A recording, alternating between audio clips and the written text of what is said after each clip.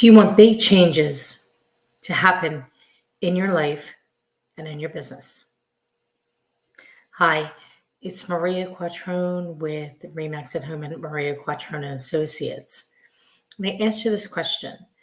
Do you want big changes to happen in your life and your business? And if you do, then I want you to do this. Think about the value of the compound effect. And that is making small changes on a daily basis in order to reach it. So what can that look like? Well, one, if it's in your, say, fitness life, you can stop eating sugar and go one day at a time, and another day, and another day, and another day. So here's my story. In March of 2022, I made a commitment not to eat sugar for the month of March. And then I said, okay, well, I feel better. That's good. And then I said, okay, Easter's coming up. I'll go till Easter. And Easter came and went. And then Memorial Day came and went. And then the 4th of July. And then my birthday. Who doesn't want a piece of cake? For me, gluten-free cake, but who doesn't want a piece of cake on your birthday?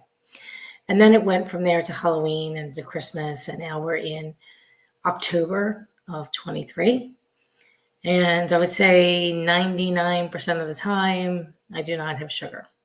So I might have a taste of an ice cream here and there, or a tiny taste of something that's gluten-free, that's a sugar, but no sugar, only natural sugars at this point. I do eat apples and berries and oranges and things like that, but no junk, no processed food. So that was something that over now we're talking about, guess how many months is that? Like 18 months.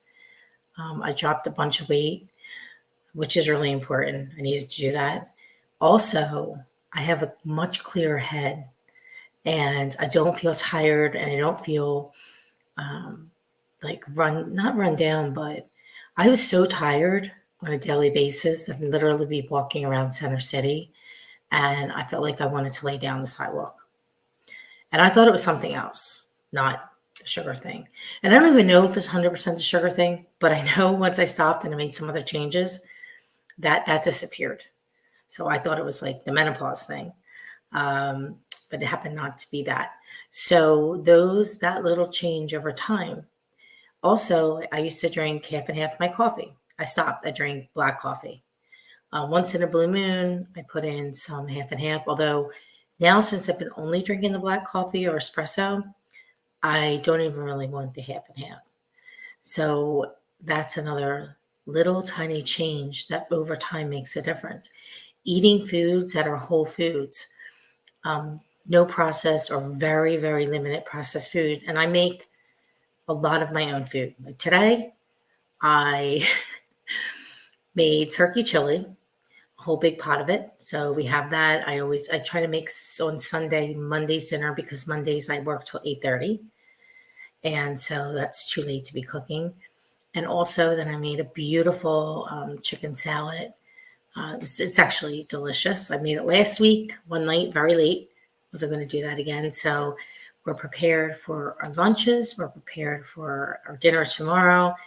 And another night, because I made enough for that. So preparation is key.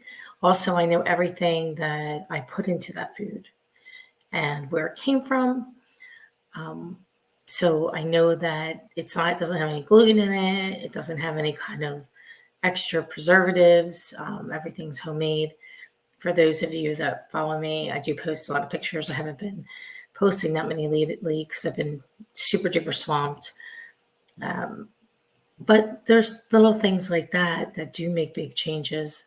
And also financially, honestly, it's way better to make your own food, and time saving too, than to leave the office in the middle of the day to go down the street to get lunch, to bring it back, or to buy a coffee across the street for $4 when we have espresso and coffee right in the office. And you're saving like so much money if you add it up over the weeks and over the months. So financially, good food, right? Fitness. I want to do more for my fitness. I do get a lot of walks in, which is great. So that keeps me moving and grooving and getting some energy going. But I want to get back to my weight training. It's all about time, over time, over time, over time. And in your business, things aren't going to change overnight. The only thing that you can do is to add little things in. So, for example, you can say, I'm going to make 10 more contacts today, 10 more conversations, or 5 more conversations. And each day, make it a little bit more. And by the end of the week, you have more. And then by the end of the month, if you say, okay, I make 10 regularly on a daily basis, and add 2 more. And the next day, add 2 more. And the next day, add 2 more. And in 60 to 90 days, you will see your business change. I can prove this to you. I recently have done it. I made a commitment that I'm going to help 10 families a week list their properties for sale and then sell their properties. It takes time to get to the selling point because there's a process in it. But this month so far, we've taken the most listings we have, and we still have 9 more days of the month to get our goal of 40 listings. And so that's happened because of the work that I started to do in July. So there was no big changes. The only changes that I made is being more focused, making more contacts, talking to more people, making sure it happened. Even when last week, there was one night I was extremely tired. And I said, you know what, I got to hit this number, this dial call. And so I just kept hitting the button, dial. And I did it, even though I was tired and wanted to go home. So when you're committed to something and you want changes to happen, it's not big things that make it happen. It's the little things, the micro commitments in your daily schedule that will make the change that you want for your life. So with that, what I would say is, and I'm going to say, is focus on the micro commitments. Focus on what you can do today.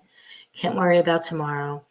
And the past is the past. You only focus on what you can do today and then be prepared tomorrow.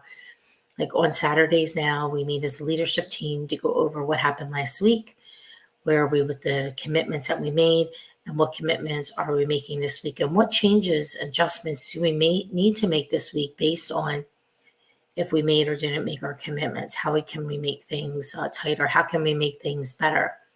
So focusing on the daily activities, the micro commitments, and if you do those things daily, day in, day out, your life and your business will change. That I promise you. Everybody, go Eagles, pow, pow, pow.